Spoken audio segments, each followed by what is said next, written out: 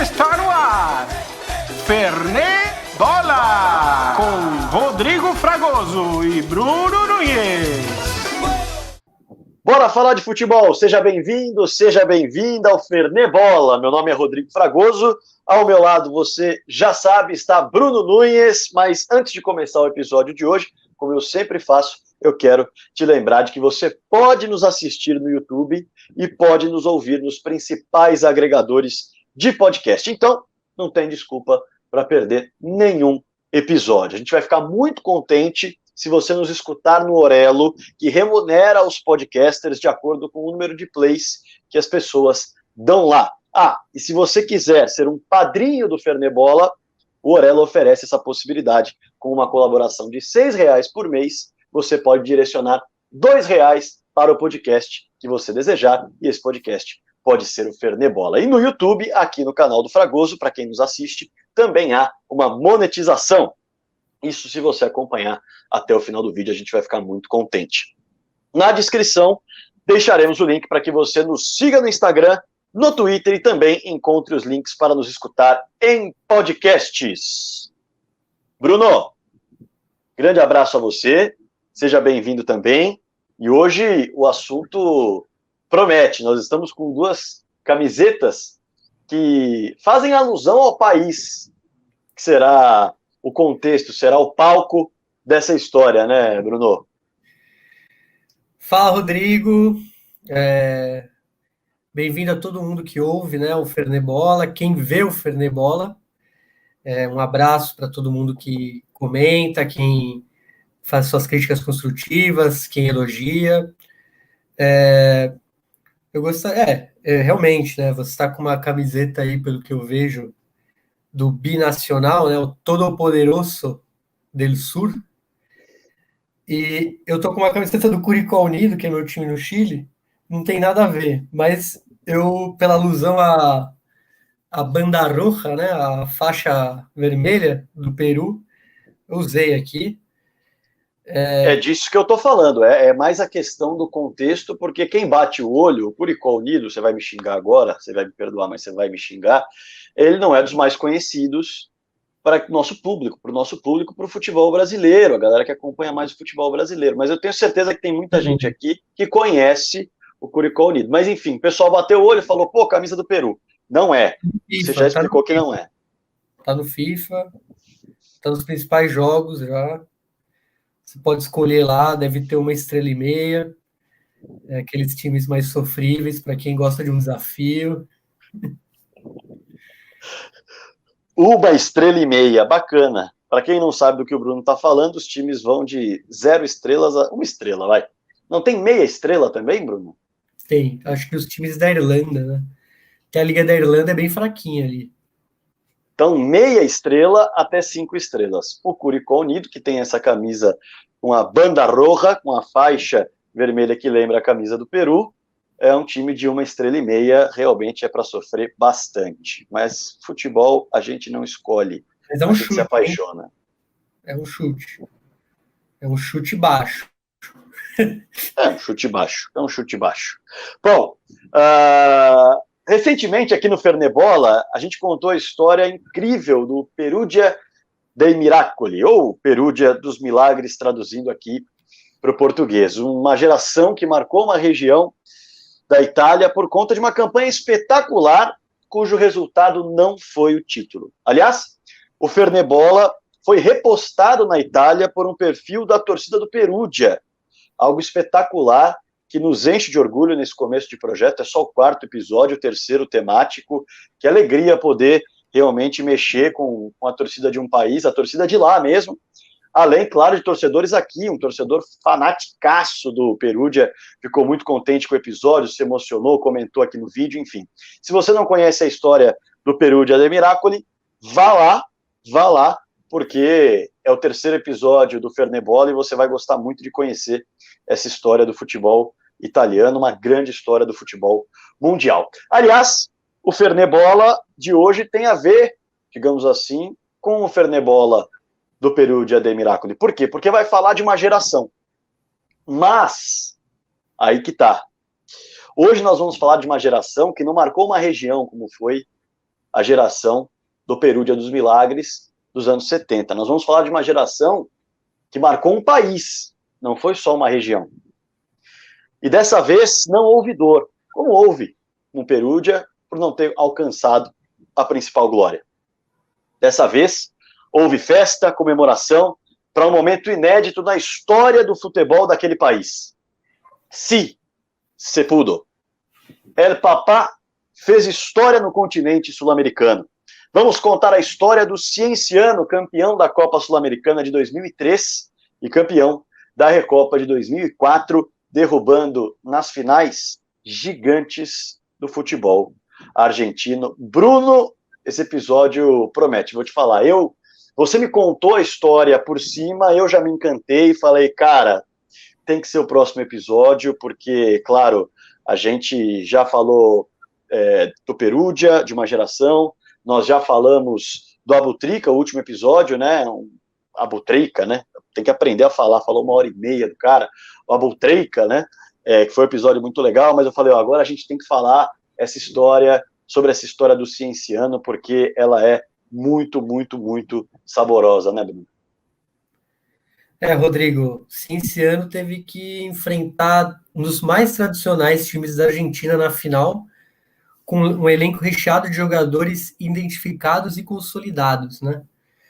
Além disso, esse time argentino tinha um técnico que finalizava sua passagem na América do Sul para comandar gigantes na Europa, né? Também teve de encarar uma arbitragem sul-americana, aquela que a gente já está acostumada, não só o Cienciano teve que encará-la, e pelo menos no roteiro daquela final, para muitos peruanos, poderia ter sido mais tranquilo se não fosse a atuação do árbitro. Enfim, para quem não conhece Cienciano, vale trazer um contexto sobre o clube para a gente depois entrar na campanha histórica de 2003 e na final de 2004. Rodrigo, fala aí das origens do time de Cusco. Pois é, um time que está muito distante da capital. Para começar, a gente está falando de uma cidade do interior do Peru, cerca de 500 mil habitantes. Cusco é um patrimônio mundial, é a cidade do Império Inca. E o nome quer dizer pausa dramática. Cusco quer dizer umbigo da terra. Não é uma sacanagem, é verdade. Umbigo da terra. Esse clube, ele tem... Oi? Mexi até o negócio aqui, dei risada, até mexi a câmera de lugar. Quem está no podcast percebeu. É poético, poético. E tem uma vida dentro da história cusquenha, né? É algo pesado. Aliás, Bruno, você mesmo me falou uma coisa antes de eu continuar, em relação à distância. É o segundo clube mais... Não é distância, desculpa. É o segundo time mais antigo fora da capital, não é isso? Sim, ele é o segundo time mais antigo. O clube mais antigo é um time chamado Internacional de Arequipa, que ele joga a famosa Copa Peru. Para quem não sabe, é a Copa mais bizarra do continente, que basicamente pega times amadores e outros semi-profissionais e dá uma vaga na primeira divisão e na segunda divisão. Ou seja, você pode começar com seu time de amigos, se vier um mecenas aí no caminho, no final do ano você pode estar jogando contra o Aliança Lima. Então esse time está nessa Copa Peru. E é isso, né? Porque o Grande de Arequipa é o Melgar, né? É importante falar porque ele é o clássico do Cienciano, é o clássico do Sul, né? Assim como o Binacional é um time do Sul do Peru, mas obviamente o Binacional é um time muito jovem, então ele não tem essa pompa. O grande clássico é o Cienciano e o Melgar de Arequipa. E dentro desse contexto, cara, a galera que está escutando acho que não vai acreditar no final, pelo menos quem não conhece a história. A gente está falando que o clássico do Cienciano, dessa equipe que nós vamos contar a história, é uma equipe de Arequipa. É uma equipe de Arequipa. Atenção para essa informação, mais tarde você vai entender o porquê. Bom, para se ter uma ideia da relação do Cienciano, a gente vai passar rapidamente pela história do Cienciano, tá? Não vai ser muito longo, não, a gente quer falar muito mais dessa campanha histórica. Mas o doutor Donato Amado Gonçalves, em um documentário que eu acompanhei, do Futebol en América, ele é historiador de Cusco, ele conta o seguinte, que ele revisou o Diário do Comércio de Cusco de 1896 a 1983, nós estamos falando aí de quase 100 anos de jornal. E ele fala que são muitas fotos, muitas notícias e foco total na cobertura do Clube Esportivo Cienciano, que foi fundado em 8 de julho de 1981 como União Cienciana. Tinha uma outra nomenclatura, algo como União de Ciências, na tradução literal. E por qual motivo? Não é à toa. O motivo é o seguinte, foi um esforço de alunos e professores do Colégio Nacional de Artes e Ciências de Cusco. Por isso, União Cienciana. E o professor inglês William Newell tem um peso muito grande nessa história. E não é curioso dizer que o inglês tem um peso grande na história do futebol peruano, porque o cricket, por exemplo, que era um esporte já também muito praticado na Inglaterra, já era muito praticado no Peru naquela época. Então há uma influência muito grande aqui na América do Sul dos ingleses, assim como aqui no Brasil também há uma influência gigantesca. Enfim, até fugiu o nome do cara que trouxe o futebol para o Brasil. Como é que é, Bruno? Charles Miller. Charles Miller, pois é. Charles Miller. Então há uma influência muito grande dos ingleses, e foi assim também na história do Cienciano. E dentro dessa história é uma curiosidade muito interessante, porque o esforço era grande para formar uma equipe de futebol e disputas e jogos. Só que todos tiveram que bater de frente com o diretor da Escola de Artes e Ciências, o Carlos Manuel Tresciera, porque ele suspendeu as partidas entre os estudantes, falando o seguinte: o futebol é um esporte relaxado, dissipado e luxurioso. Vamos trazer para o popular que ele quis dizer. Basicamente, uma série de absurdos. Ele queria dizer que era um esporte que destacava o individual, que não tinha tanta rigidez, não tinha um objetivo muito claro, o jogador podia enrolar, podia driblar, não precisava ir diretamente ao gol, então era muito dissipado. E não tinha muita reflexão para jogar. Então era algo muito relaxado, muito pacato. Então, tudo isso ele classificou também como luxurioso, esporte quase sexual. Algo que você pode ir lá, brincar, demorar, enrolar, curtir, prezar pela estética, né? Quase um prazer sexual, portanto, luxurioso, pouco educativo, pouco didático. O cara só falou bobagem, em resumo. Mas ele tinha o poder e suspendeu as partidas de futebol, não queria que o esporte pegasse. Claro, o esporte é muito mais forte do que essas bobagens e pegou. No fim das contas, o Departamento de Educação Física passou a comandar as atividades e ponto final. O futebol já era uma febre. Mas o Cienciano, ele só foi atingir mesmo a primeira divisão em 1973, quando o futebol já não era dirigido mais pelo Departamento de Educação Física há mais de 10 anos, já com uma diretoria própria que sonhava mais alto, melhor dizendo, com os torneios nacionais. E aí vem mais um contexto. Estamos falando de Cusco, estamos falando de uma cidade alta. Em 1958, o estádio Garcilaso de la Vega aparece na história do Cienciano. E ele vai se ausentar do principal momento da história do clube. Mais um spoiler que eu estou jogando para a galera que não conhece. O estádio vai se ausentar da parte mais importante da história do clube. A altitude, 3.349 metros de altitude. Para se ter uma ideia, a partir de 2.400 você já começa a sentir o drama. Você já começa a sentir os efeitos. 3.349, sendo bem exato, que é a altitude do estádio, é uma vantagem. A gente não tem que ter dúvida nenhuma disso. E o peso do Cienciano para o futebol peruano até o centenário, ele não foi um peso grande. O Cienciano, ele foi muito pequeno em termos de conquistas. Claro, em Cusco ele bagunçou. Para se ter uma ideia, de 73 a 77 ele disputou a primeira divisão, caiu e voltou a disputar só em 84, quando passou a ser de fato uma equipe considerada de primeira divisão, mas sem incomodar ninguém pelo título. A questão é que o Cienciano era multicampeão da Liga Departamental de Cusco. E ponto final.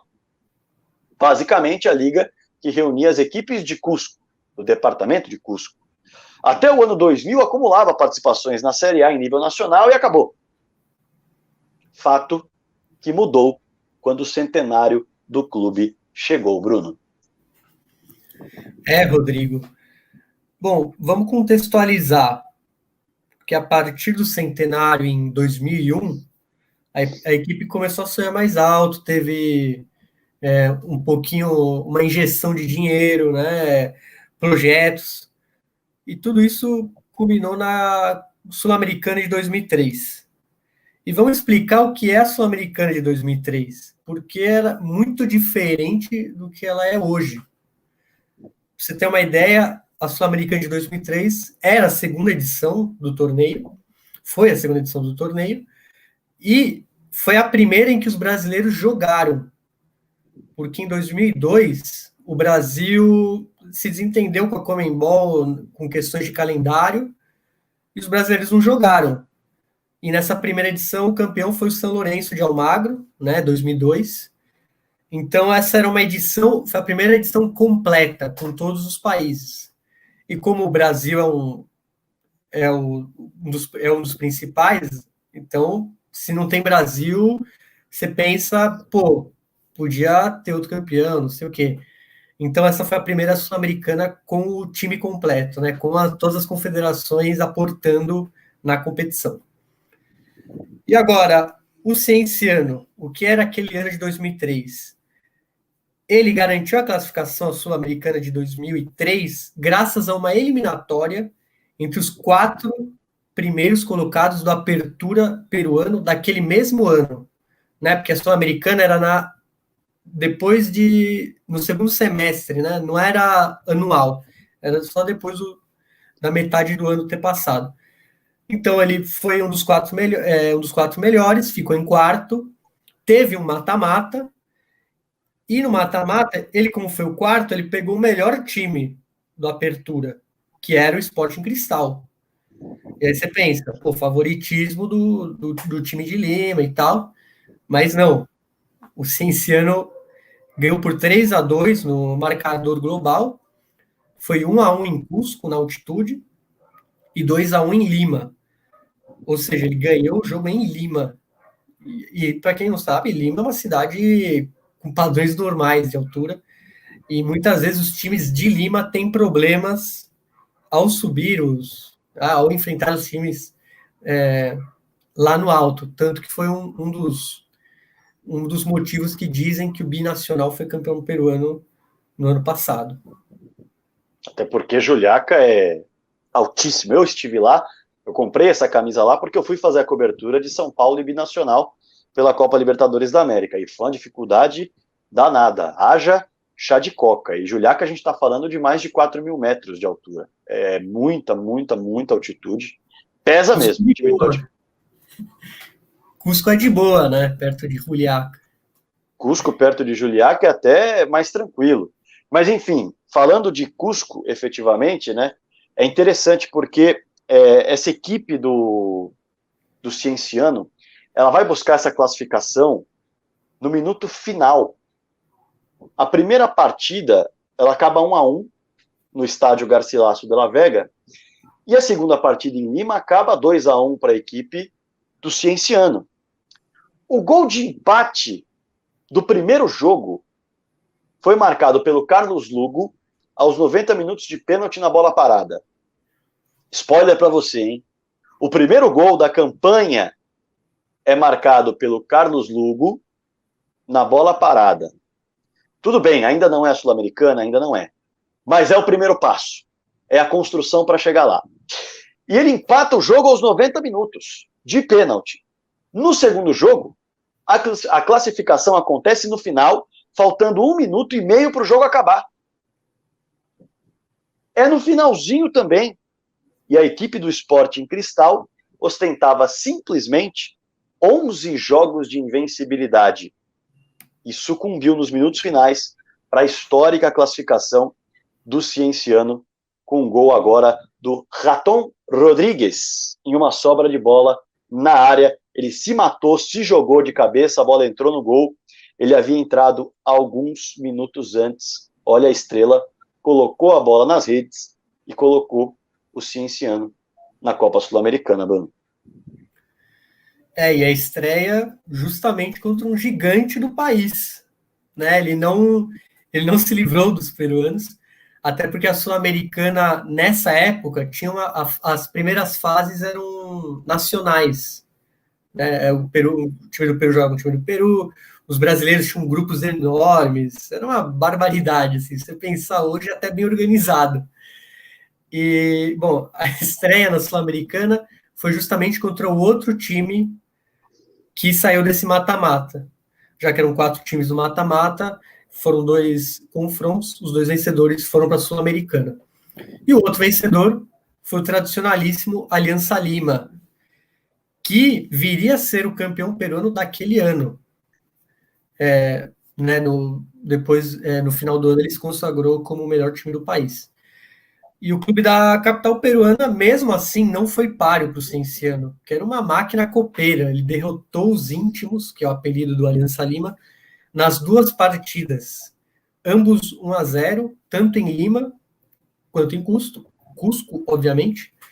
E é bom lembrar que não era esse time do Alianza Lima era muito bom, porque ele contava com jogadores do naipe de Jefferson Farfán, que é um craque da seleção peruana hoje em dia. Na época ele era um jovem, antes de ir para a Holanda, jogando no PSV, agora ele estava na Rússia, né? Outro nome desse elenco do Alianza Lima, para a gente até deixar maior o feito do Cienciano, o Marco Churliça. Quem é botafoguense vai lembrar dele, que foi um dos jogadores que o Paulo Autori trouxe, já que o Paulo Autori foi técnico da seleção peruana e dirigiu o Churliça. O Rinaldo Cruzado, outro jogador com um passado no futebol argentino. Isso tudo somado ao técnico do Alianza Lima, que era o Gustavo Costas, que hoje ele está no Guarani do Paraguai, e ele foi campeão paraguaio pelo Cerro Porteño, foi campeão colombiano, e ele foi 2 vezes campeão peruano pelo Alianza Lima. Ou seja, era um time com nível alto para o porte do futebol peruano.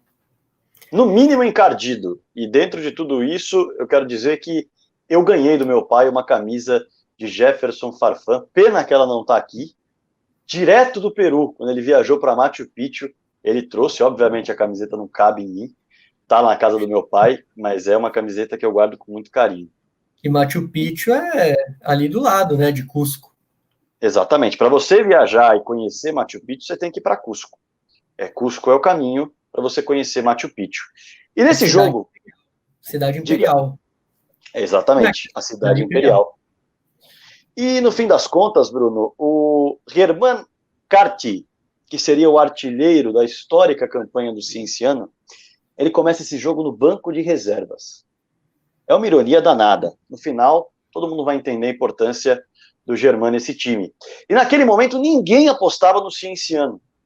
E o clube venceu as 2 partidas, tanto dentro quanto fora de casa. A crença naquele momento era de que o Cienciano havia chegado no limite, pararia por ali, já estaria no seu auge dentro da competição sul-americana, não teria mais o que conquistar. Isso dentro do próprio Peru. Essa crença, ela era dos próprios peruanos, não eram de quem estava observando de fora. Ou seja, havia uma desconfiança grande em cima desse Cienciano, que foi cada vez mais ganhando corpo ao longo da competição, né, Bruno? Bom, o primeiro desafio internacional do Cienciano foi as oitavas de final contra um time do Chile, que era a Universidade Católica. Só que o time do Freddy Terneiro, que era o técnico do Cienciano, que armou um time muito bom, aliado à altitude de Cusco, basicamente ele decidiu essa chave contra a Católica em Cusco, porque o time da Cidade Imperial foi impiedoso com o time de Santiago. Meteu um 4-0 e o Kart, que você falou aí, e vai se tornar um personagem essencial dessa história, ele marca pela primeira vez nessa goleada. Depois, em Santiago, os cusquenhos já botaram um balde de água fria numa possível reação. Né? Já fizeram 1-0 no começo, e só que aí os cruzados, como são chamados, fizeram 3 gols.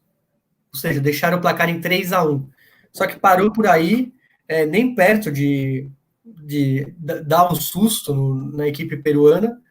E aí a grande curiosidade para o palmeirense que está nos ouvindo, assistindo, é que o atacante da Universidade Católica, naquela ocasião, era o inestimável Sérgio Joino. Antes dele ir para a Universidade de Chile, né, porque ele estoura num jogo da Universidade de Chile contra o São Paulo na Libertadores, depois ele vem para o Palmeiras. Então isso foi um passo antes dele ir para a Universidade de Chile. É um pouquinho de história e de curiosidade. E eu tenho certeza que o torcedor do Palmeiras morre de saudades do Sérgio Joino, ele pode até comentar aqui embaixo. Mas, enfim... O Sérgio Joino comentar aqui embaixo? Ele também pode comentar, mas acho que o torcedor do Palmeiras vai acabar respondendo de uma forma não muito amigável. Enfim, nessa primeira partida aí, o Germán Kart, ele abriu o placar com apenas 53 segundos de jogo.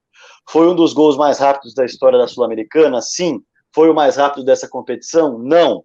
Quem marcou o gol mais rápido dessa competição? Mais tarde vocês vão saber.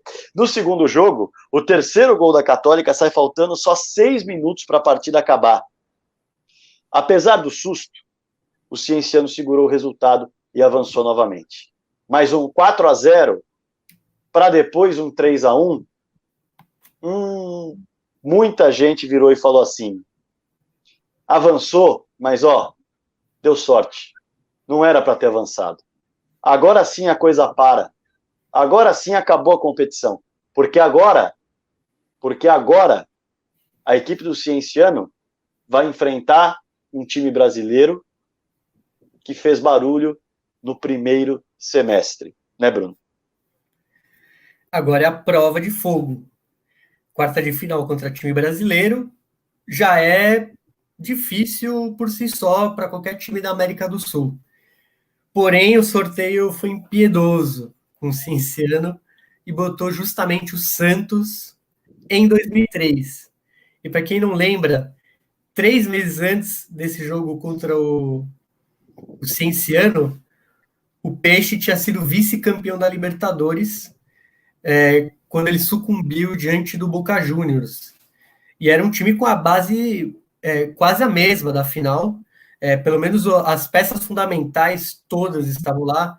E quando eu falo de peças fundamentais, eu falo de Robinho, Diego, Elano, Renato, o Alex zagueiro, o treinador e os brasileiros, que eram dirigidos pelo Emerson Leão, eram francos favoritos na chave. Tipo, qual a chance de um time de Cusco, né, um time que nunca foi campeão nacional, eliminar um gigante da América?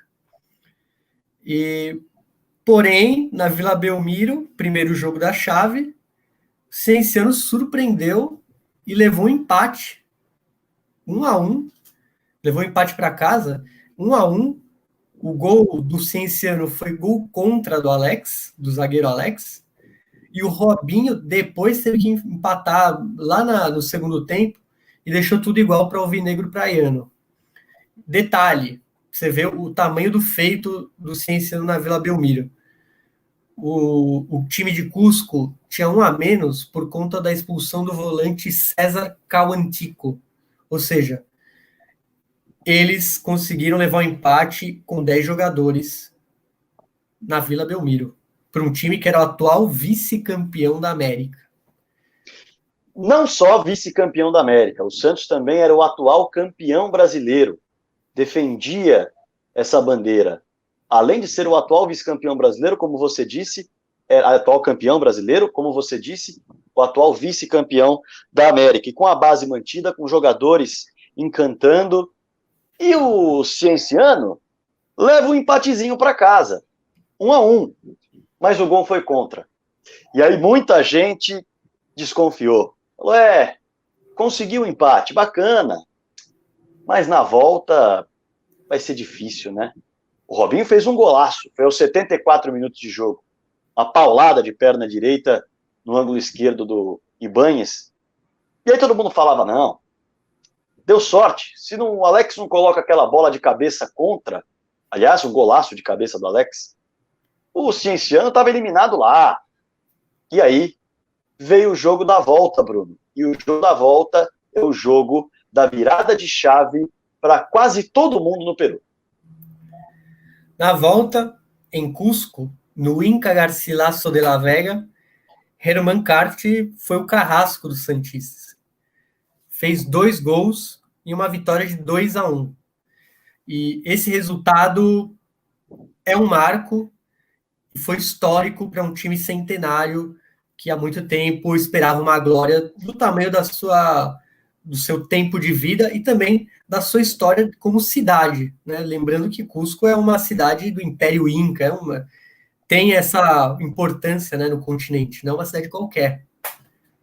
É um patrimônio mundial.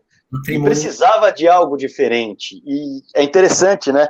Porque havia essa desconfiança por conta do gol contra, por conta da goleada sofrida no jogo da volta contra os chilenos.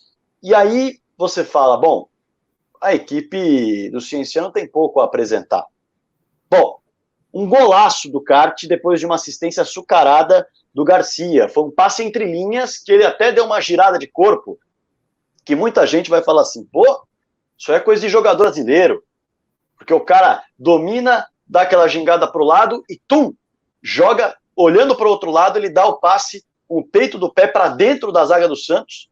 E o Germán Carte consegue, depois desse passe do Garcia, fazer um golaço, um chute no cantinho, na infiltração na zaga, cantinho do Fábio Costa. Aí vem o Elano e empata o jogo também com um golaço. Ele simplesmente limpa 3 jogadores do Cienciano, um deles fica com a bunda no chão, dá a patada e o Ibáñez não consegue pegar. 1-1. Resultado igual. A mesma coisa que aconteceu na Vila Belmiro. Mas o Cienciano jogando um futebol mais coeso. E numa bola na área, a zaga do Santos deixou ele. Você está ouvindo o nome dele algumas vezes aqui. E vai ouvir mais. Germán Carte, livre para cabecear forte. Sem chances para o goleiro Fábio Costa. O Leão foi a loucura no banco de reservas. O drama foi gigantesco até o final, já que o Santos teve um gol de cabeça anulado e ainda haveria uma falta que poderia ser o 3º gol do Cienciano, mas ela bate no travessão. Então teve de segurar o resultado até o fim. Mas quando o juiz apitou, como disse o Bruno Nunes aqui, foi um marco na história do Cienciano.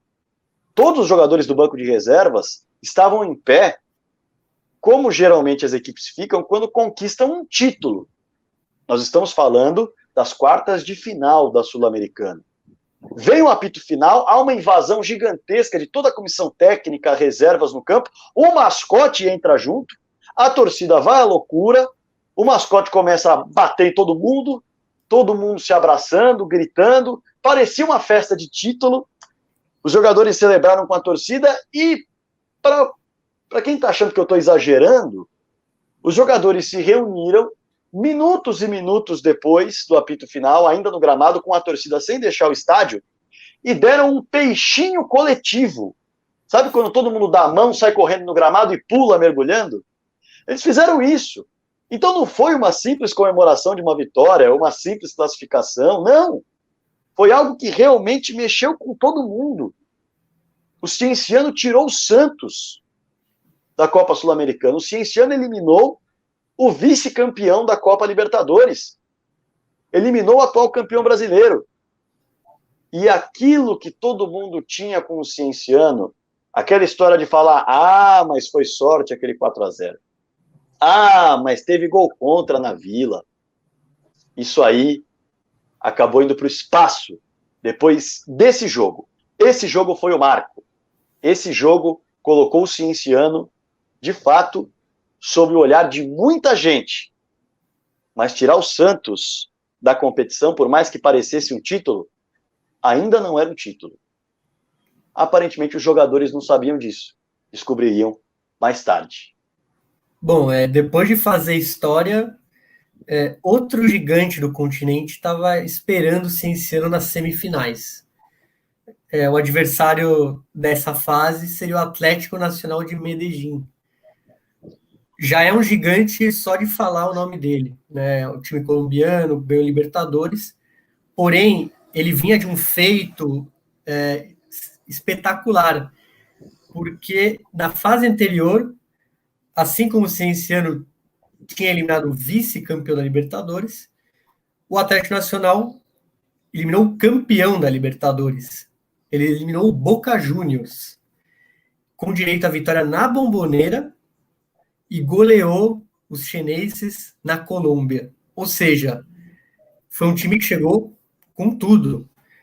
E, novamente, o Cienciano não era o favorito, porque o Atlético Nacional, depois de golear um time do campeão da Libertadores, ele não vai tropeçar contra um time de Cusco, né? Outra vez essa história, não, putz, agora vai parar. O Santos talvez não era tudo isso, será? Bom, o que aconteceu? Cienciano não se acovardou, o que ele fez a Sul-Americana inteira. Saiu na frente no Atanásio Girardot, que é o estádio do Atlético Nacional, com gol, mais uma vez, de Herman Cart, sem nenhuma novidade.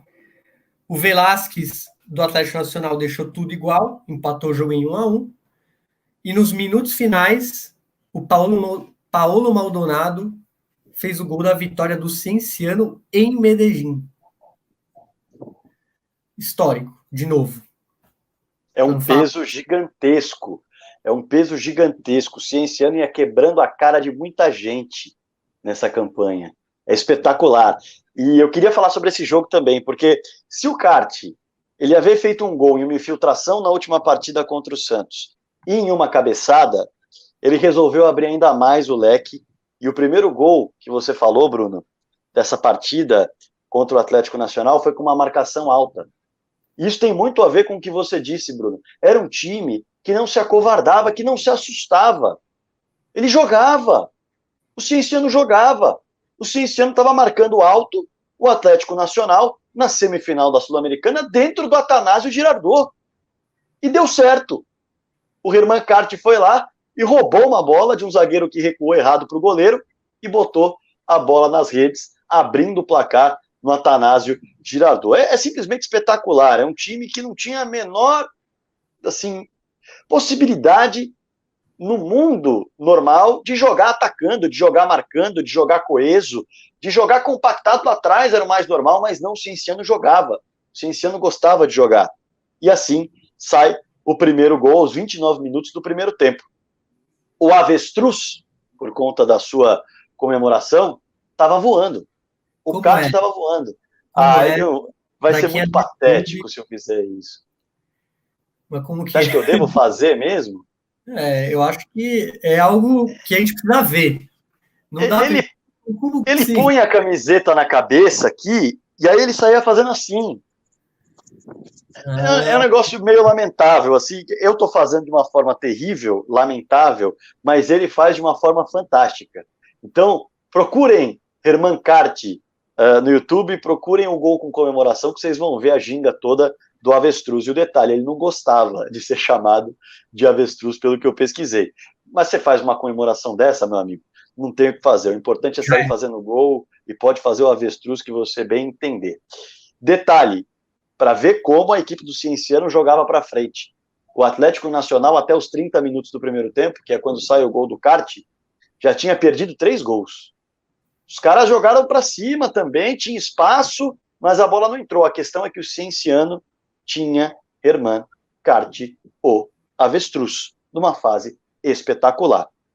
No fim das contas, o Ibáñez fazendo a diferença, evidentemente, e o gol do Paulo Maldonado foi talvez o mais bonito da campanha. A bola pula o zagueiro. Detalhe, é o mesmo zagueiro que recuou a bola errada. Geralmente esse pessoal que faz essas bobagens na Colômbia tem um futuro meio complicado. Eu não pesquisei, mas já teve gente que teve casa queimada, já teve gente que foi assassinada, mas enfim, não sei qual foi o destino desse zagueiro, mas ele realmente complicou bastante a vida do Atlético Nacional. A bola pulou esse zagueiro, ainda na linha lateral da área. O Paulo Maldonado estava esperto, avançou, dominou, e o gramado estava muito ruim. Não era um tapete. A bola estava quicando estranha. O Maldonado fez o quê? Viu o goleiro adiantado e, com ela alta, deu um tapinha por cobertura. A bola foi morrer por cobertura no gol nas redes do Atanásio Girardot. 2-1 aos 39 minutos do segundo tempo. Impressionante como o Cienciano era uma equipe que tinha uma vitalidade física muito grande. Vocês viram quantas vezes o Cienciano foi buscar resultado no final do jogo nessa campanha? Vocês estão ouvindo aí, e estão assistindo também. Várias vezes o Cienciano indo buscar resultado aos 39, aos 90, era uma equipe com vitalidade, era uma equipe que jogava, e era uma equipe que acreditava demais que era possível fazer história, Bruno. E em Cusco, no Inca Garcilaso de la Vega, aconteceu algo muito peculiar, porque aos 44 segundos de jogo, ou seja, nem um minuto marcado, Herman Carti fez um gol. Ele não esperou nem dar um minuto no relógio do árbitro. Ou seja, o avestruz estava solta. E o detalhe, o Cienciano já havia marcado um gol aos 53 segundos do primeiro tempo, lá no começo, e a gente falou, não foi o gol mais rápido, teve um outro. Tá aí, o outro com 44 segundos de jogo. Tem gol no finalzinho, tem gol no comecinho, tem gol em meio de jogo, tem vitória fora de casa histórica. Cara, que campanha. E, Rodrigo, esse gol do Carti deu a vaga para a final da Sul-Americana. E, bom, jamais campeão nacional. Cienciano poderia conquistar um título continental. E aí fica o grande feito, que nenhum outro peruano alcançou essa glória. Ou seja, a glória podia ser um pequeno Cienciano perto dos grandes do país. E para ter uma ideia de como foi histórico isso, foi a terceira vez que um time peruano chegou a uma final continental de clubes. Anteriormente, Universitário de Lima, vice da Libertadores de 72, perdeu para o Independiente, aquele Independiente que enfileirou taças. E, em 97, o Sporting Cristal, do nosso amigo Sérgio Marcarian, que a gente contou a história dele aqui no segundo episódio do Fernebola. Se você não viu, ouviu, procure aí no podcast, no canal. Ou seja, 2 finais, 2 vices. Então tem um fantasma aí, tinha um fantasma a ser espantado pelo Cienciano, de um time peruano ser finalmente campeão de uma competição na América do Sul continental. O adversário da final, River Plate, atual campeão argentino, tendo conquistado a clausura de 2003 daquele ano, em julho. Os milionários chegavam com muita moral. Felizes ainda pela volta dos ídolos Marcelo Salas e Marcelo Gallardo naquela temporada. Sim, o Marcelo Gallardo, ele mesmo, que hoje é técnico do River Plate. Além disso, eles ainda contavam com um tal de Lúcio Gonzalez, pouco conhecido, né? Um tal de Lúcio Gonzalez, que ainda está em atividade, Daniel Montenegro, camisa 10 daquela equipe, e a promessa Javier Mascherano. Não é mole. Era um timaço. Na dianteira ainda tinha o Maxi Lopes para meter a bola para dentro, espetacular, centroavante violentíssimo. E o capitão, hoje é técnico do Internacional. Quer dizer, se você está assistindo nos dias aí que a gente gravou, tá? Se você está assistindo depois de um tempo, a gente não se responsabiliza. Mas Agora, neste mês de setembro de 2020, Eduardo Cudê, técnico do Internacional. Ele, naquela época, era o volante e capitão da equipe do River Plate, Eduardo Cudê. Todo esse grande elenco, dirigido por um técnico, como o Bruno disse no começo do episódio, que depois faria história, faria sua carreira na Europa. Um tal de Manuel Pellegrini, ele mesmo, que estava em seu último trabalho na América do Sul, antes de dirigir equipes como o Real Madrid, Manchester City, clube que o consagrou até como campeão da Premier League. Ou seja, um elenco repleto de estrelas, de promessas que se firmaram, comandados por um treinador que fez sucesso aqui e na Europa. Era um timaço. Tudo isso com a camisa de quem? Do absolutamente tradicional e gigantesco River Plate, diante de um tal Cienciano que aparecia para modificar a história do Peru no futebol da América do Sul. E vamos, então, à grande decisão. E aí, caro Rodrigo, o que eu te falo? Foi uma das decisões mais bizarras, um dos placares mais malucos. Quem vê o VT desse jogo não acredita no que está vendo. Porque em uma decisão ter tantos gols não é comum.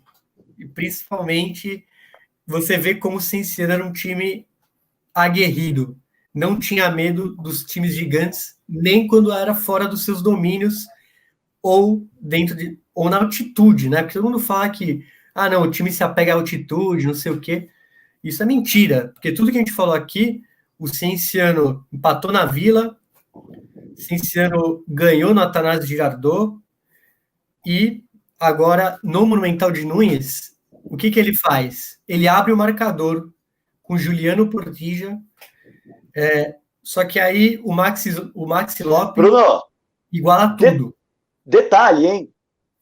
O Cienciano abre o marcador também contra o Santos, na Vila Belmiro. O Cienciano abre o marcador também na Colômbia, no Atanásio Girardot. E o Cienciano abre o marcador também na final contra o gigante River Plate. Não só joga de igual para igual, como, coincidentemente, abriu o marcador nas 3 oportunidades contra essas equipes. Realmente era um time fantástico. Enfim, eu não queria te interromper, mas te interrompi. Pode seguir em relação a essa primeira partida no Monumental. Não, mas o que você disse é importante, né, para mostrar como era um time que ele queria garantir o resultado primeiro. E, bom, voltando, o Maxi Lopes deixou tudo igual, e novamente ele fez outro gol para o River, virou o jogo para o Milionário. E o que acontece? Normalmente, quando um time grande vira um jogo, abre a porteira. Mas não para quem tem o avestruz Herman Card, já que ele igualou tudo, deixou tudo igual, 2-2. E aí você pensa, bom, paramos por aqui, vamos assim para Cusco, já é um bom resultado. Não. Cienciano pressiona e faz o terceiro gol, novamente com o Portilla. E só que aí quem sai do banco para garantir o final desse marcador é o grande ídolo, um dos grandes ídolos do River Plate nos últimos anos, o chileno Marcelo Salas. Ele sai nos últimos minutos, dá um balde de água fria e deixa o placar final em 3-3. Balde de água fria bem entre aspas, porque o empate era muito melhor para o Cienciano do que para o River. Na verdade, ele acabou amenizando um resultado que seria talvez trágico. Então ele deixou menos pior para o River. E o interessante dessa primeira partida da final é a tranquilidade do time do Cienciano em acreditar que sim, era possível. As imagens que a gente tem desse jogo, elas são insanas, cara. O Monumental de Núñez não cabe uma formiga. E é aquela festa tradicionalíssima dos times argentinos, na qual qualquer um se intimida, se comove, se assusta. E o time do Cienciano estava chegando ali como um franco atirador. É verdade que um franco atirador com uma precisão fantástica, porque já tinha derrubado muita gente. Mas era o River Plate, era uma final, era um time estrelado, consolidado, com as maiores promessas da América do Sul, com um técnico vingando, chamando a atenção da Europa.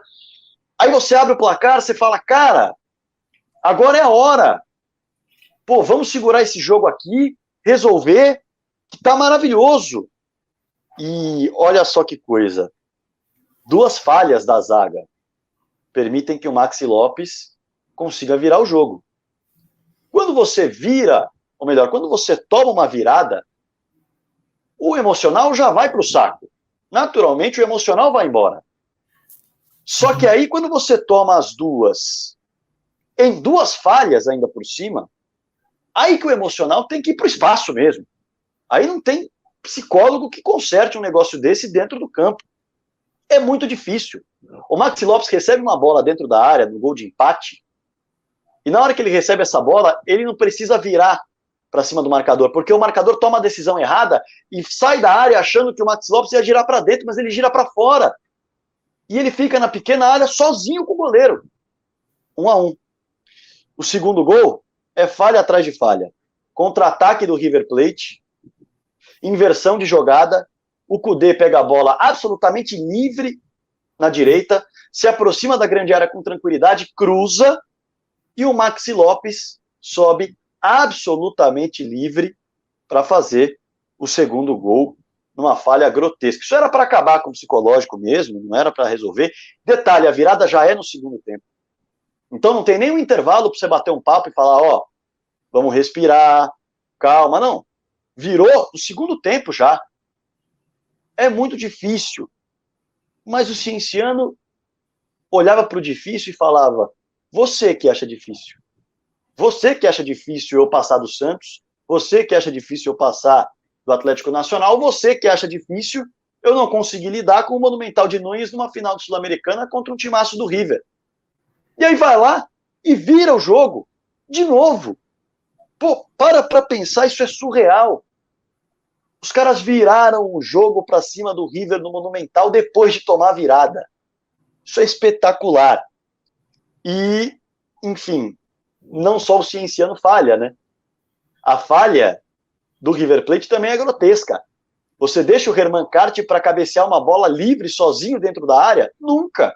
O River Plate foi lá e deixou. Pum! 2-2. Bola parada. Bola parada.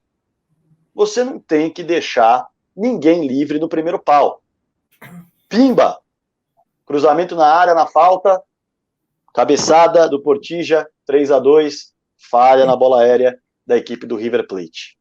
E o Marcelo Salas acaba empatando a partida em mais uma falha grotesca. Isso que é genial. O psicológico de ninguém é abalado. Embora todo mundo esteja falhando numa final maluca de Sul-Americana, numa primeira partida, empate por 3-3. Geralmente as primeiras partidas os times se seguram, nada disso. 3-3, cruzamento na área, o Cienciano, que tinha que estar segurando o resultado já no final do jogo, deixa pintar uma cabeçada ali na primeira trave, para a segunda trave, e na segunda trave, quem está livre? Marcelo Salas. Ele não pode deixar o Marcelo Salas livre. Deixou, gol, caixa, 3-3, e aí vem a final. No estádio Garcilasso, Bruno? Então, os cusquenhos saíram muito felizes, né, do Monumental de Nunes, 3-3, porém, a vantagem de jogar em casa talvez não acontecesse por conta do regulamento da Conmebol, que todo mundo conhece, já vetou vários estádios em finais, como, por exemplo, a Arena da Baixada, né, anos atrás. E o Inca Garcilaso de la Vega, em Cusco, ele era um estádio com cerca de 20 mil lugares. Então ele não poderia sediar uma final continental. O que aconteceu? O estádio mais próximo e com uma capacidade ok para receber uma final era justamente o lar do seu arquirrival, né, do Melgar, que era o Estádio Monumental de la UNSA, que é uma universidade que tem lá em Arequipa. E, ou seja, o que significa? os 3.400 metros de Cusco seriam substituídos pelos 2.335 metros de Arequipa. É uma altitude já considerável, mas perto da elevação da cidade imperial, era muito mais tranquilo para o River jogar lá. Mas, para um time que chegou tão longe, Rodrigo, você acha que isso importa? Eu acredito que não. Muita gente podia falar, né, cara, vai ser difícil, o River Plate vai jogar numa altitude que é quando você começa a sentir os efeitos, não é na cidade onde realmente o bicho pega. Ao mesmo tempo, nós falamos no começo desse papo sobre Arequipa. Arequipa, cidade do Melgar, rival do Cienciano. A 500 quilômetros de Cusco. É bom frisar. Não é uma cidade vizinha de fato. Ambas ficam no sul do Peru, mas é uma distância considerável. Não é muito considerável, muito considerável. E é a cidade do rival. Mas tem que encarar, tem que encarar.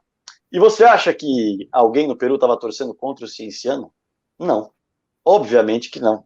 45 mil pessoas no estádio, chuva de papel picado na entrada do time em campo, chuva de papel higiênico, camisetão nas arquibancadas de bandeirão, saída do hotel absolutamente abarrotada para o ônibus da equipe do Cienciano. Espetacular o trato que as pessoas de Arequipa deram na chegada da equipe e na saída da equipe para o estádio. Não somente em uma cidade, um território, um país estava de mãos dadas com a equipe do Cienciano.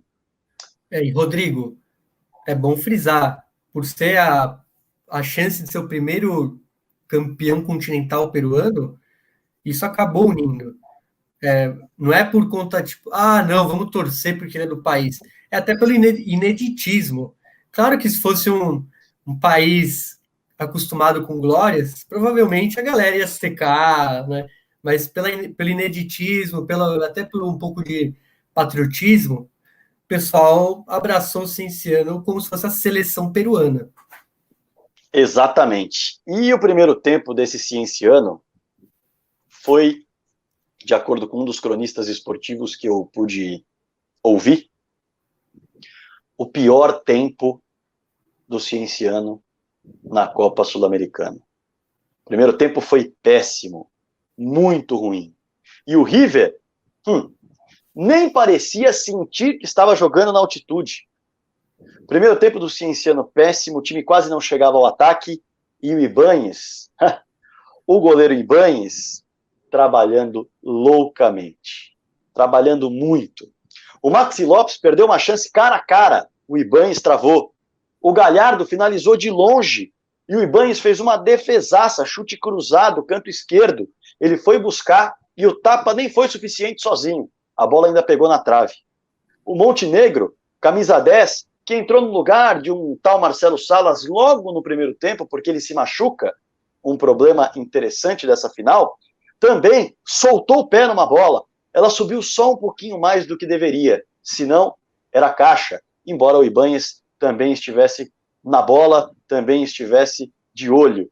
E o Carlos Lugo, que vai ganhar um papel ainda mais importante nessa final, salvou o Cienciano depois de um cruzamento do Eduardo Cudê com o Ibáñez fora da grande área, logo depois de uma saída desastrada, atrapalhada. Mas depois disso, o Ibáñez ainda ganhou moral, porque veio um cruzamento na área, ele no gol, com a cabeçada sozinha do Lúcio Gonzalez no ângulo esquerdo dele, e ele foi buscar e colocou para fora. Olha só quantos lances de perigo da equipe do River Plate, perigo real, que exigiram do goleiro, que passaram raspando, que bateram na trave, e o Cienciano, um chute no gol. Muito fraco. Foi o pior primeiro tempo do Cienciano. Além disso, havia uma preocupação com a arbitragem, nós já falamos disso. O Maxi Lopes soltou o cotovelo e um dos jogadores do Cienciano, me foge agora quem era, já com cartão amarelo. E o árbitro não expulsa. No intervalo, os jogadores do Cienciano já voaram para cima da arbitragem, pedindo a expulsão, pedindo uma rigidez maior, pedindo um olhar diferente daquele que a arbitragem estava tendo. Os jogadores já se incomodavam com a arbitragem. O Cienciano era uma equipe compacta e no segundo tempo eles mostraram isso. O primeiro foi um dos piores da competição, como eu disse. E no fim das contas, a pressão pela expulsão do Maxi Lopes saiu pela culatra. No segundo tempo, o Garcia passou a melhorar a equipe pelo lado esquerdo. Ele foi uma das grandes revelações da Copa Sul-Americana. E o time chegou com um pouquinho mais de perigo. O Garcia era driblador, finalizador também. Mas isso durou pouco. Porque aos 7 minutos do segundo tempo, o Juan Carlos La Roça foi expulso. No meio-campo, ele chega para dar um bicão na bola. Um bicão na bola. E aí o Oscar Arrumada se antecipa, consegue chegar ali para dividir, e na hora que ele solta o pé, a bola vai longe, mas a perna vai junto. E aí pega no peito do jogador do River Plate, e o árbitro não tem dúvida, e solta o cartão vermelho para o Juan Carlos. Aos 7 minutos do segundo tempo, 0-0 no placar, o Cienciano tinha um jogador a menos. Olha o drama que essa final carrega. Estádio lotado. O Cienciano tinha acabado de melhorar um pouco na partida, mas vem a expulsão e complica tudo. Quer uma melhor? Logo depois, o Herman Carte cai na grande área, fruto de um empurrão do Oscar, do River Plate, pedido de pênalti. Sabe o que ele ganha? Levanta, querido. Levanta que não foi nada. A arbitragem realmente, para muita gente, tumultuou demais o jogo. No fim das contas, falta de Ricardo Rojas, do River Plate. Carlos Lugo, lembra dele? Falta ali na entrada da área. Ele participa, talvez, do mais importante lance da história do futebol peruano. Carlos Lugo, que é paraguaio. Ele bate e faz o gol do título. A bola passa no meio da barreira, entre dois jogadores bastante importantes. Maxi Lopes e Eduardo Cudê. Os dois abrem um espaço mágico, é o que dizem alguns peruanos. Um espaço mágico onde a bola passa numa velocidade de 91 km por hora a 25 metros de distância para consagrar a equipe do Cienciano uma primeira campeã dentro do território peruano de uma competição internacional. Uma bomba, um chute fortíssimo. E o Ibáñez ainda joga para fora uma falta perigosíssima do Galhardo. O Ibáñez foi fundamental no título. Quer saber? Esse jogo não acabou ainda. Faltando 5 minutos para a partida acabar, o Garcia, depois de 2 faltas, é expulso. 2 cartões amarelos, expulsão, e no fim das contas, o Cienciano é campeão sobre o River Plate, com uma vitória por 1-0, gol de bola parada do Carlos Lugo, assim como começou a caminhada do Cienciano na competição, com 9 jogadores em campo. Realmente algo impressionante. A mensagem que essa equipe deixa é muito simples. Basta querer. É possível. Não sou eu dizendo isso, tá? Quem disse isso foi um dos cronistas esportivos no momento em que o árbitro apitou o fim de jogo e Arequipa, Lima, Cusco, pode falar qualquer cidade do Peru, todas em festa absoluta pelo título dessa equipe. Rodrigo, você pode até falar, porque você até me mostrou umas imagens que a gente estava estudando, da praça de Arequipa e da praça em Cusco, lotadas. Tipo, não cabia uma alma ali. Você vê como o clube uniu todos os peruanos e até, provavelmente, rivais, né? No caso dos arequipenhos. Pois é, no documentário que eu assisti, até te passei, o jornalista fala o seguinte: o gol do Carlos Lugo, paraguaio, foi talvez o gol mais importante da seleção peruana, sem ser da seleção peruana, porque naquele momento um paraguaio marcava o gol por uma equipe que representava o Peru inteiro. Então um paraguaio fez o Peru explodir de alegria e de felicidade. Um espetáculo. Sim, é sempre bom.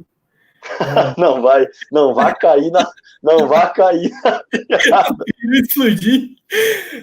Mas então, vamos respirar, porque foi um feito histórico, né? Vamos lá. Um clube que nunca tinha conquistado nenhum título nacional, e ele foi o primeiro campeão continental peruano. E a marca é ainda maior por ser um time de Cusco, e não da capital Lima, que é onde estão os grandes do futebol. Dinheiro, exatamente, montante.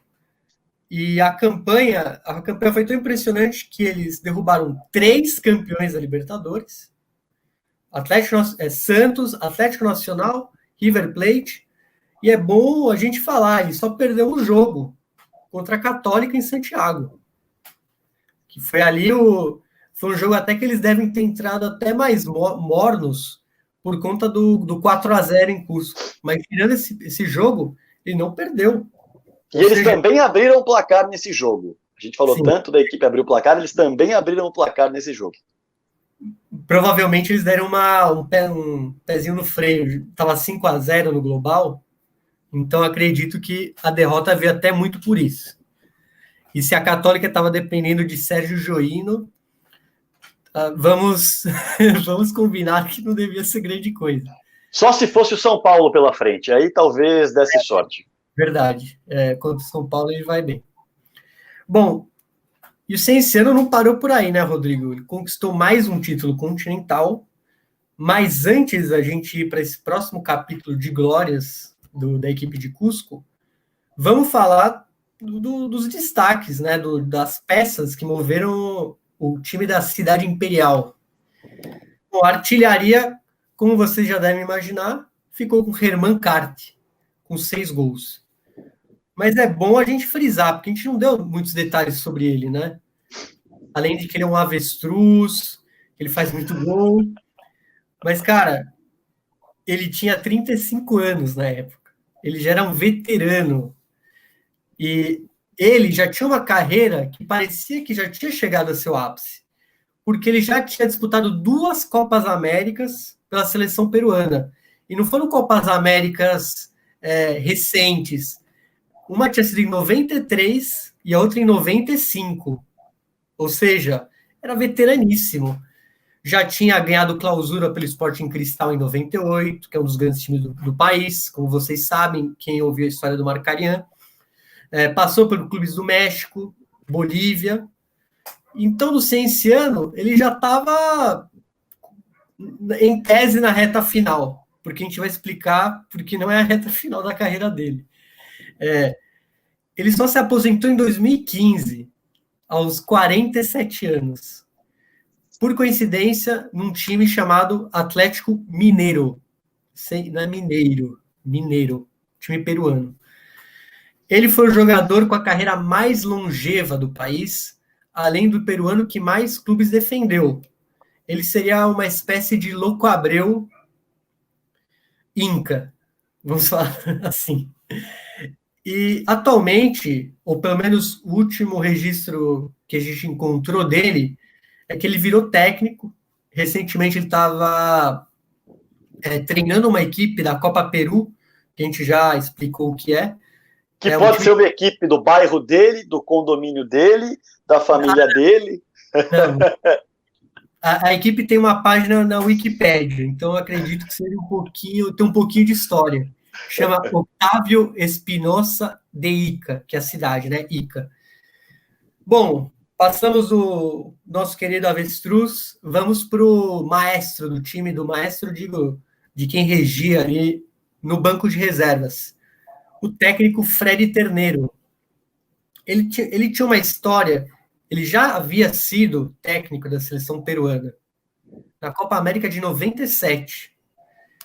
E justamente nesse ano foi quando ele conquistou o primeiro título da carreira dele.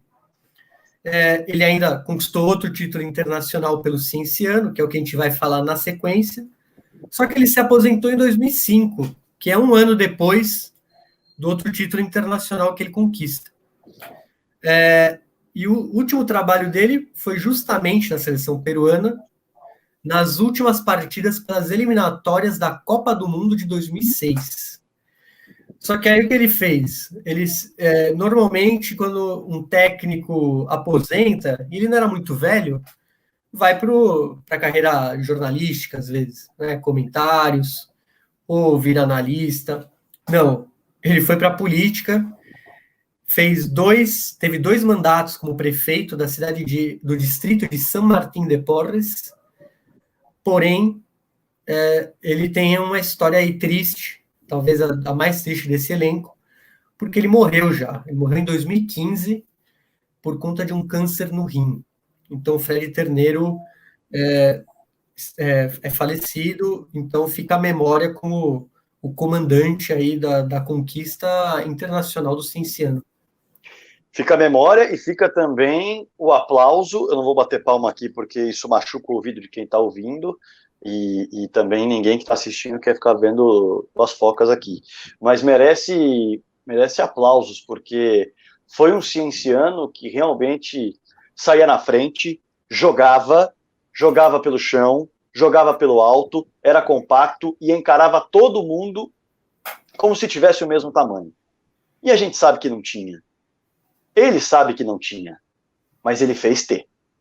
Ele fez ter. E ele fez não só ter o mesmo tamanho, como ele superou todos eles. Então, é um trabalho espetacular e fica aqui o registro. Exato. E, bom, falamos do Herman Carti, artilheiro, falamos do treinador Fred Terneiro e também vamos ressaltar outros jogadores. Um que vocês estão acostumados a ter, o ouvido acostumou nesse episódio que o Rodrigo de tanto fala o nome dele, é o goleiro Oscar Ibáñez. Uma curiosidade, um argentino naturalizado peruano, é o segundo jogador da posição que mais defendeu os arcos da seleção peruana e é o recordista entre os arqueiros com mais títulos no futebol do Peru. Ou seja, Oscar Ibáñez é um ícone na posição de goleiro no futebol peruano. Ele só foi superado, acho, recentemente pelo Pedro Gallese, que é o atual goleiro da seleção peruana, em aparições, né, pela seleção peruana. Bom, passamos do goleiro Ibáñez, importantíssimo na final, e passamos ao zagueiro Santiago Acaciete. Ele tem uma carreira, ele foi um dos poucos que talvez teve uma carreira depois na Europa. Né? Ele foi para a Almeria, da Espanha, numa época boa do Almeria, chegou a jogar a primeira divisão há alguns anos. Além disso, participou de 3 Copas Américas pela seleção peruana. E para finalizar, os destaques, uma dupla, 2 irmãos, Abel e Carlos Lobaton. O Abel Lobaton, muitos vão conhecer, principalmente quem torce para o Atlético Paranaense, já que ele chegou a atuar no Furacão. Também jogou no futebol português, disputou a Copa América de 2001 e também a Copa Ouro de 2000, ambos pela seleção peruana. Lembrando que a Copa Ouro é a Copa América da CONCACAF, só que sempre tinha um convidado bizarro, assim como Catar e Austrália jogam a Copa América. E o Carlos Lobaton, depois do Cienciano, ele foi fazer história no Sporting Cristal. Ele é considerado um dos maiores jogadores dos tempos recentes do clube de Lima. Ele jogou, para você ter uma ideia, de 2005 a 2019 no Sporting Cristal. Jogou 47 vezes pela seleção peruana. Jogou 2 Copas Américas, a de 2011 e a de 2015, e ainda jogou 7 partidas das eliminatórias que deram a classificação ao Peru à Copa do Mundo de 2018 na Rússia, quando ele já era bem veterano até. Então, você vê que esse time teve um lastro no futebol, não só sul-americano, falando de jogadores que foram para a Europa, outros que tiveram. O Fred Terneiro teve um triste fim, mas acabou virando político. E o Herman Carti, que foi uma espécie de. Entre um louco Abreu, meio Túlio Maravilha. Né? O cara que não quer desistir, não quer pendurar chuteira. Espetacular, e acho que é legal porque a gente mostra que aquele legado do futebol peruano, daquele cienciano, ele se perpetuou por vários outros clubes, por vários outros momentos, até momentos mais recentes, mas não terminou por aí. O cienciano derrubou o Boca Juniors, que conquistou o seu segundo título continental.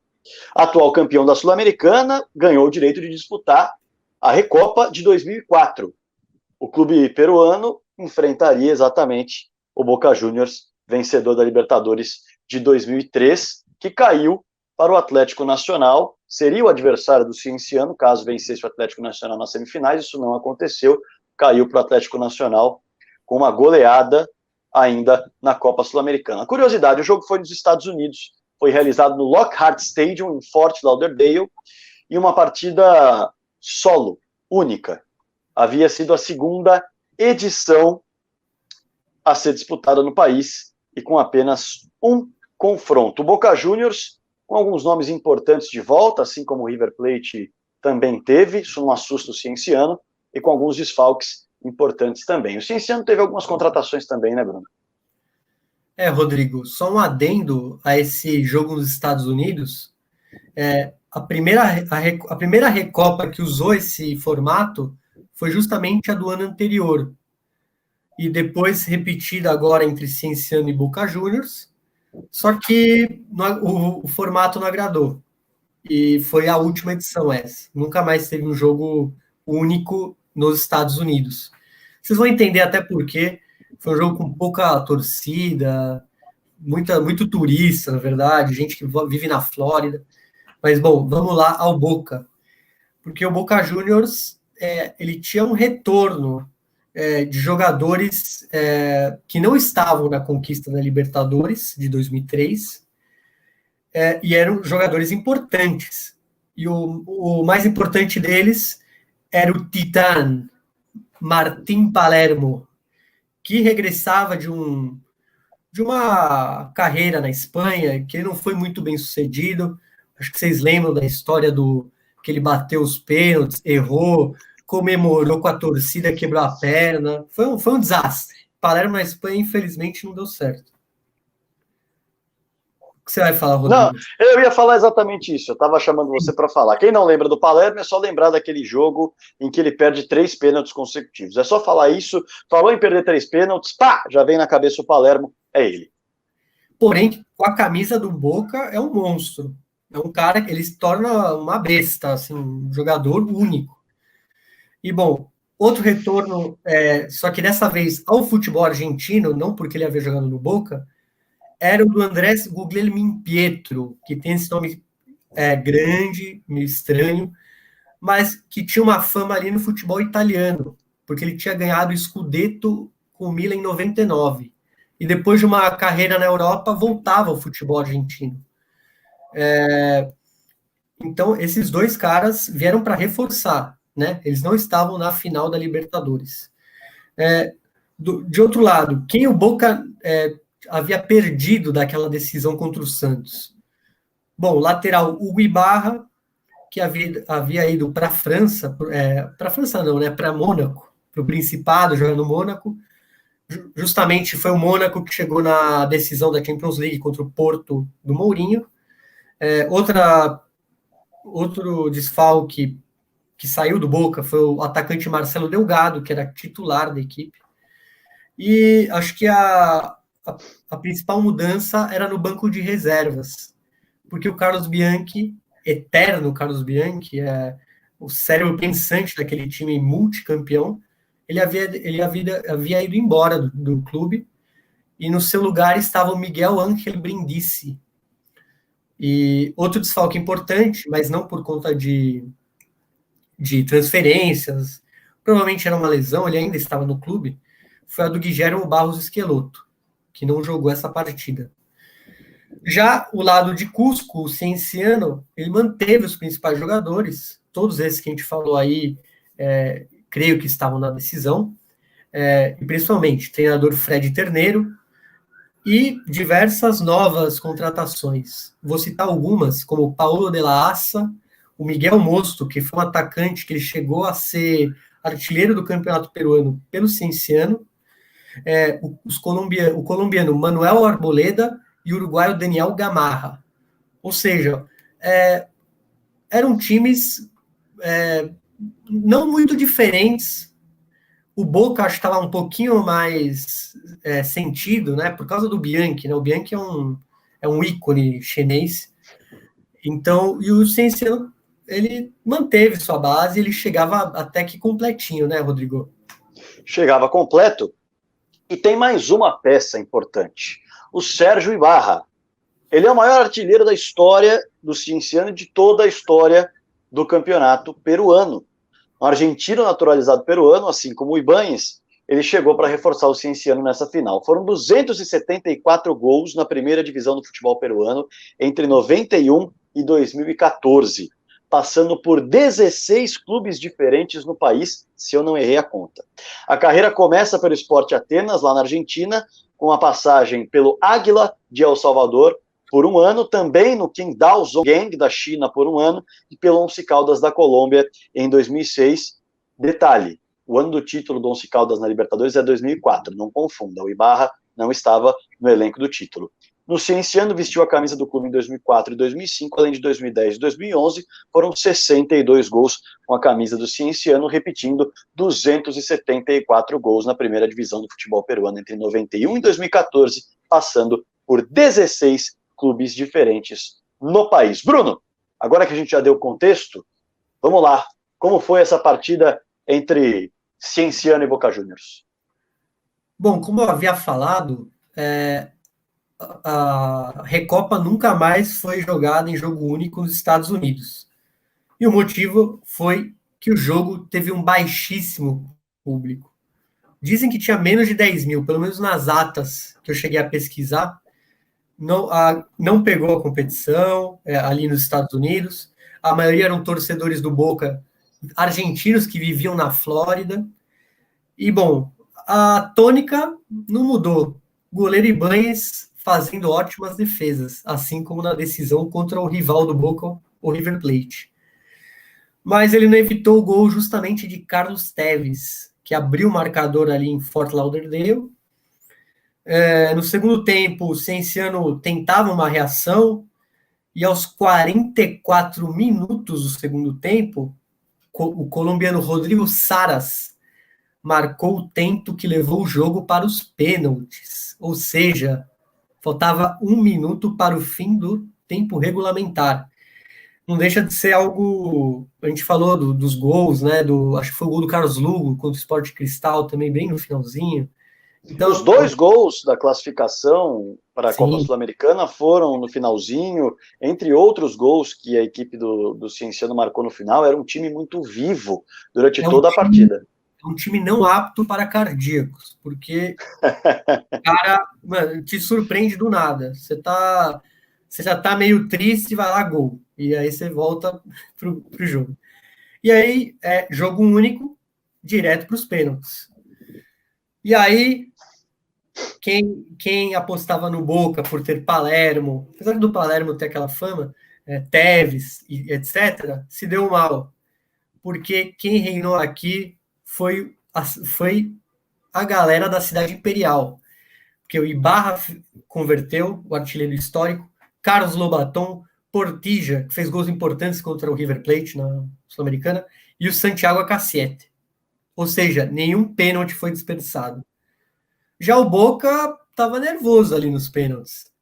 Quem fez foi justamente o Schiavi, que era mais famoso por suas cotoveladas, e o Palermo, que era famoso por seus pênaltis não convertidos, e quem justamente desperdiçou foi o queridinho chinês, queridinho de alguns corintianos até hoje, Carlos Tevez. Fabián Vargas, o colombiano Fabián Vargas, também desperdiçou. E aí, meu amigo, é bicampeão menos de um ano depois da Sul-Americana. Bicampeão, digo, continental. 2 títulos diferentes, mas bicampeão continental. Para um país que há menos de um ano atrás não tinha nenhum título continental, do nada apareceu 2. Meu amigo, Cienciano, papá, como eles falam, é o papá, porque ele é o pai dos títulos ali no Peru. É isso. Uma volta gloriosa a Cusco, voltou com muita pompa, evidentemente, não era para menos, havia conquistado a segunda taça continental, como você disse, o segundo título de clubes internacional para o país, algo que nem o Alianza Lima, o Sporting Cristal, o Universitário conseguiram. Esses, os papás nacionais, porque papá internacional mesmo, só o Cienciano. Cenário local ajudava a destacar o elenco da Cidade Imperial, a Federação Peruana enfrentava uma crise de resultados, e claro que as péssimas campanhas da seleção nas eliminatórias pesavam também para o torcedor, por isso, El Papá de América, o Cienciano. Bruno, acho que a gente contou bem a história dessa geração fantástica. O Cienciano ainda tem algum desenrolar na sua história, mas muito menos importante. Acho que dá para a gente encerrar só falando como que está o Cienciano nesse momento. A gente não comentou sobre isso. Vamos falar, Rodrigo.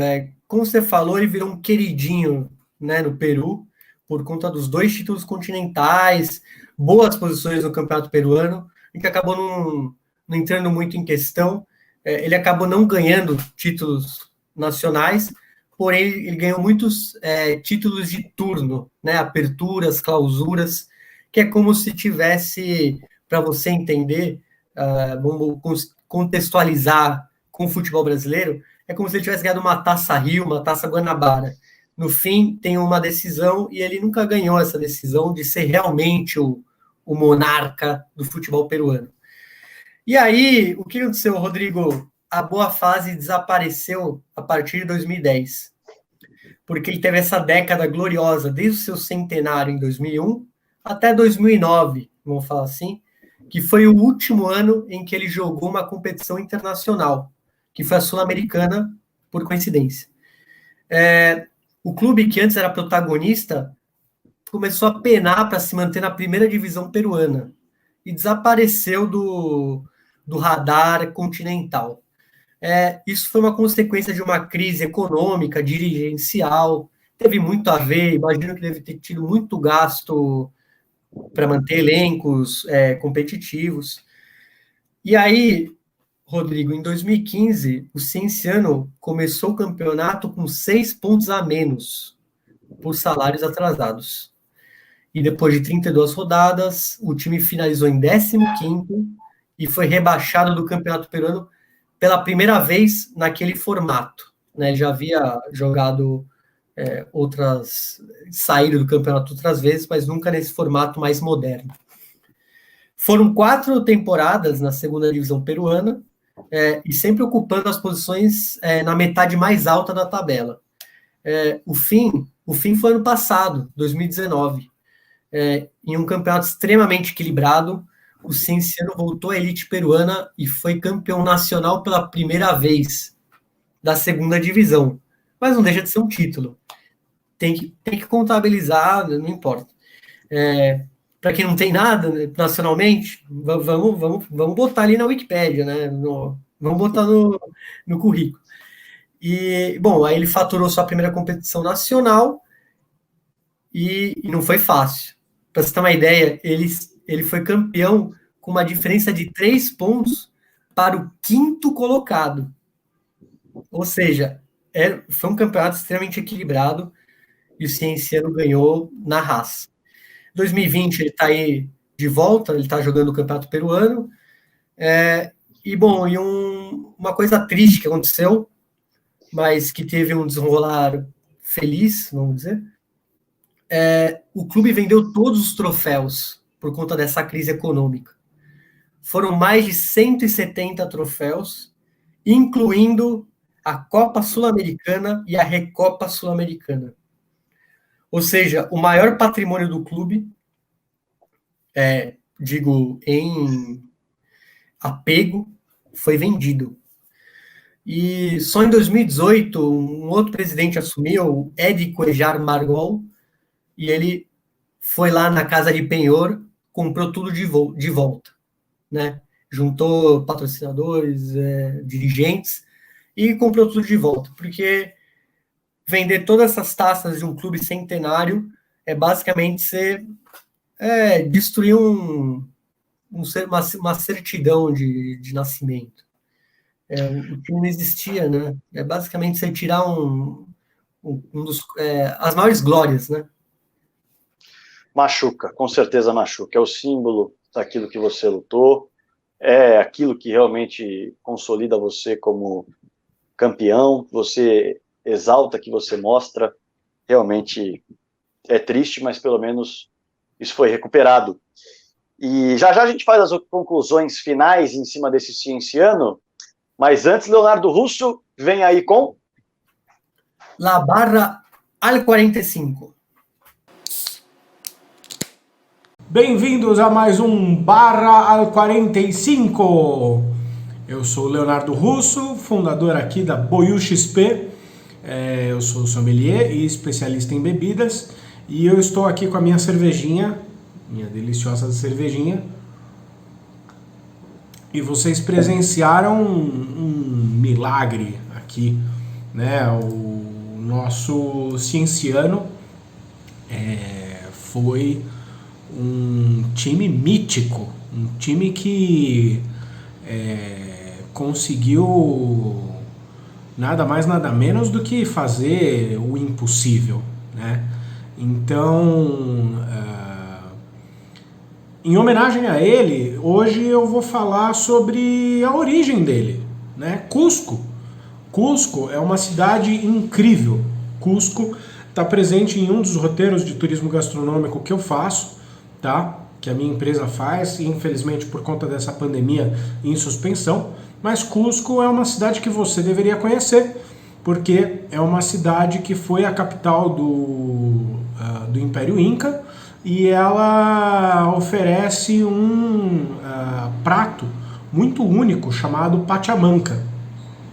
Pachamanca é um prato que não é bem um prato, é uma espécie de um churrasco, uma coisa do gênero, não é bem um churrasco, mas basicamente cava-se um buraco na terra, faz-se um forno de pedras e aí colocam-se carnes envoltas em folhas de bananeira, né? E aí colocam-se batata doce, colocam-se uma série de legumes do gênero em volta disso, e aí fecha esse poço com mais pedras, e aí deixa isso de uma noite para outra, né? De uma noite para o dia, justamente para que você possa sair do seu sono das estrelas e descer à terra quando você acorda, né? Então é basicamente por aí o Festival de Pachamanca. Mas Cusco foi, como eu disse, a capital do Império Inca e, sem dúvida, é uma cidade lindíssima para se ver. Você tem diferentes prédios ali que mostram toda a evolução, desde a época do Império Inca, passando pelo domínio espanhol, até a época da Revolução, que foi no final do século XIX, né? Que foi quando teve a independência, passando para os dias de hoje. Então é impressionante ver a arquitetura e todos os símbolos que Cusco oferece, porque é uma cidade muito pequena, mas que tem todos esses contrastes pelas suas ruas, né? Então é impressionante. Além do fato de que você pode provar pisco, claro, e aí sobre pisco eu vou deixar para falar em outro episódio, porque pisco merece um episódio inteiro só sobre ele, porque é um destilado incrível à base de uvas, tá? Então, só para dar uma pincelada sobre isso. Mas tem também o famoso chá de coca. Chá de coca. E não é Coca-Cola, é coca daquela da cocaína, coca. Mas na verdade o que você faz? Você pega as folhas de coca e você faz uma infusão com esse chá. Né? Você faz uma infusão com essas folhas e aí você obtém um chá que te ajuda a respirar melhor, te ajuda a uma série de coisas, oxigena melhor o pulmão, enfim, uma série de coisas do gênero. Não é danoso à saúde, antes que vocês pensem mal, né? Coca não é danoso à saúde, só a coca processada daquela forma, enfim, ilícita, que é danoso à saúde, mas a coca dessa forma natural não é danosa à saúde, né? E aí, depois disso, tem a questão de... existem... a culinária peruana é riquíssima. Riquíssima. Tem o ceviche, tem vários tipos diferentes de milho, existem diferentes questões, existem diferentes pratos, principalmente à base de pescados, enfim, mas ali, como é uma região montanhosa, a gente está falando bastante de legumes, de batatas, enfim, uma série de coisas do gênero. E aí, a cerveja, nossa grande amiga e velha companheira, entra como um belo acompanhamento, porque existem várias cervejarias artesanais no Peru, principalmente naquela região. Cerveja é tida como uma das bebidas nacionais, então também fica essa dica quando você for para o Peru, beba cerveja, faz bem, é claro, e você vai poder apreciar, justamente porque eles fazem bastante cerveja à base de diferentes cereais, né? Então, cerveja, relembrando, é uma bebida fermentada à base de malte, cereais maltados, né? Então, cevada, lúpulo, água e levedura, né? Então, basicamente é isso aí. E você tem cervejarias que fazem receitas locais, seja com folha de coca, seja com outros, com milho, enfim, com diferentes ingredientes locais, né? E tanto na cidade quanto ao redor. Pessoal, esse foi o La Barra 45. Eu espero que vocês tenham gostado, tá bom? E visitem o Peru. Valeu, Leonardo Russo, da Boiú, sempre trazendo um toque cultural bacana aqui para o nosso programa, aqui para o Fernebola. Cienciano, eu acho que traduz uma glória absurda, absoluta, de um povo inteiro, mesmo sendo apenas um clube do interior. Quando o futebol, às vezes, não alcança as suas glórias por meio dos seus clubes mais tradicionais, por meio da grana, às vezes ele precisa de uma loucura, um sangue a mais, um suor a mais. Foi isso que o Cienciano conseguiu fazer. Colocar um sangue a mais, colocar um suor a mais e mostrar para todo mundo que a palavra difícil não existe. E não existiu mesmo, né, Bruno? Realmente, Rodrigo, eu gostaria de salientar, você me mandou um vídeo em que os jornalistas falam, esse não é um título da capital, é um título de província. E quem é brasileiro pode não entender esse significado, porque a gente tem o interior, óbvio, só que a gente tem muitas capitais importantes. Só que a maioria dos países tem um centro, né? Eu falo isso por experiência no Chile, que tem Santiago e é Santiago. Então, quando um time de província ganha, é algo fora do comum. Então, isso realmente é um marco, acho que para todos os times de província da América do Sul, que mostra que não apenas nas capitais, nos centros econômicos, a gente pode criar campeões e torcidas apaixonadas. Não só nos países mais tradicionais também. Bruno, até semana que vem, meu velho. Abraço, Rodrigo. Foi muito legal falar do Cienciano, um time que eu gosto muito. E espero, já estou ansioso pelo próximo aqui. Eu também. Só para lembrar... Hoje foi na água, só para lembrar.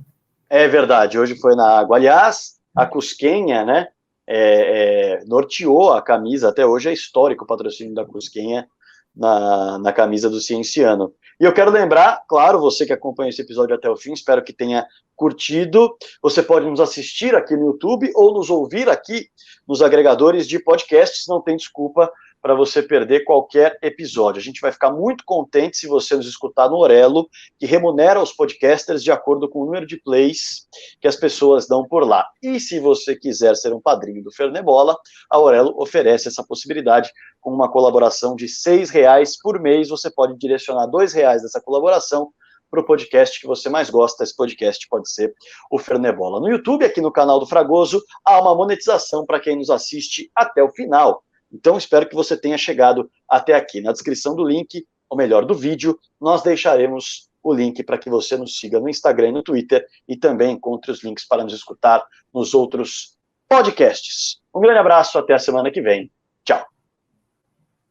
Fernebola, com Rodrigo Fragoso e Bruno Nunes.